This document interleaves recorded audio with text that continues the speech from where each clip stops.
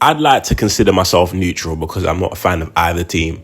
But I've got to say, the Toronto Raptors, in my opinion, long term, had just fleeced the New York Knicks. I'm not going to do no intro BS. I'm just going to get straight into the video. The best player in this deal in the next 2 years is going to be easily Immanuel Quickley.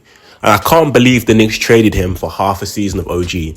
Cool, OG's a great player, versatile defender, could work out. But for a guy who could walk in free agency and for a trade that doesn't move the needle that much, I feel like this was foolish because them acquiring OG doesn't make them better than Boston, Milwaukee, or Philly. So doing this trade doesn't make them any better than they were before, in my opinion. Obviously, time will tell after we see how it plays out on the court. But I can't believe they actually included Immanuel Quickley. I feel like RJ Barrett's a guy who in a different situation can definitely thrive into the player Knicks fans hoped he could become. But whatever, I understand maybe moving on from him. But Quickley, yeah, that's one thing I can't really get behind, especially in a deal like this. And the thing about it, I know Masai Ujiri knows this was a fleece as well because he's a guy who will try and ransack all your draft assets out of you if you were going to trade for one of Pascal OG. He wanted damn near 4 first-round picks for OG a year ago. His contract situation is a bit different, so maybe you couldn't get 4, maybe you could get 2. But the fact that the only draft capital you got in this trade, if you're the Raptors, being a second-round pick, tells you all you need to know about how Masai feels about the players he got in return. Immanuel Quickley has potential to be an all-star. Tyrese Maxey, his collegiate teammate, is a guy I look at and I feel like Quickley might not get to that level, but he can definitely be a very, very solid 20-plus point per game point guard like Tyrese Maxey, even though I know Maxey's better, but that's just my opinion. RJ Barrett is a guy who's averaged 20 consistent, has been a 20 point per game scorer. Consistently is a big drag because his biggest issue is consistency. But in the right system, with an offense more centered around him, playing alongside a guy like Scotty, so around guys who are more on his timeline without too much of pressure to win, he's back in Canada. I feel like for the Raptors, this is a safety net trade because for a guy like OG, he could have walked, you've already won this trade. From their point of view, they can't possibly get an F in this trade. The grade they're getting is an A, which could rise to an A+. It will not go any lower than an A. But for the Knicks' point of view, this could go really, really badly. If you get bounced in the first round and OG walks, this might be one of the worst trades I've seen.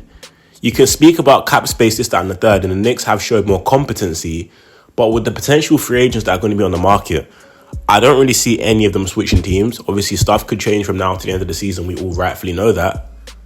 But I guess this trade opens up cap space for the end of the season. Even if OG don't work, there's other guys you can go after. But that is a huge risk to take.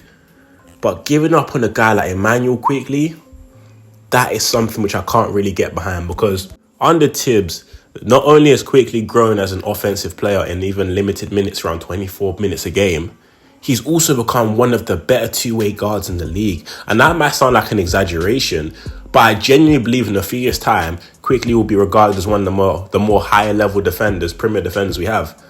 Quickley's developed so much in that end of the floor to the point where it's like, I don't really see a ceiling for Immanuel Quickley right now because he's developing on both sides of the floor very well. So I can't put a cap on how good he can be. And for you to give up on a guy like that for essentially, potentially a rental, you better hope this goes well because this is a big trade to make, especially when the team looks all right. If you're going to make a move like this, it should have been for a star, not for OG anunoby. But who am I? Maybe I'm completely wrong. Maybe I don't understand what they were thinking about in the Knicks front office, or maybe they do have something cooking up, but I can't get behind this one. Obviously, Precious Achiuwa is also going to the Knicks part of this deal so far. When I release this video, they might have a third team involved, but you have quite a lot of bigs there. Obviously, Mitchell Robinson's going to be out for a while still. You've got Hartenstein. Now you've got Precious Achiuwa to add to the mix. I don't know what they're going to do. Shout out to Taj Gibson as well. But honestly, wow, this one caught me off guard. The Raptors, if I were you, I'd be very happy because RJ Barrett alone, 1-for-1, RJ Barrett, OG anunoby. I feel like right now you could say OG's the more valuable player to a contending team, but give it a year's time, RJ Barrett could easily be much better than OG anunoby. His ceiling is much higher. So Again, interesting trade. Didn't really see it coming. I still feel like this is a big mistake from the Knicks' point of view, but if I was the Raptors, I'd be laughing. But that's just my thoughts and my opinions. Let me know yours in the comment section down below. I will be responding, I will be replying, and we'll see what you guys have to say.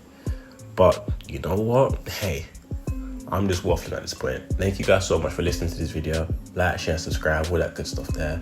And I'll catch you guys in the next one. Peace.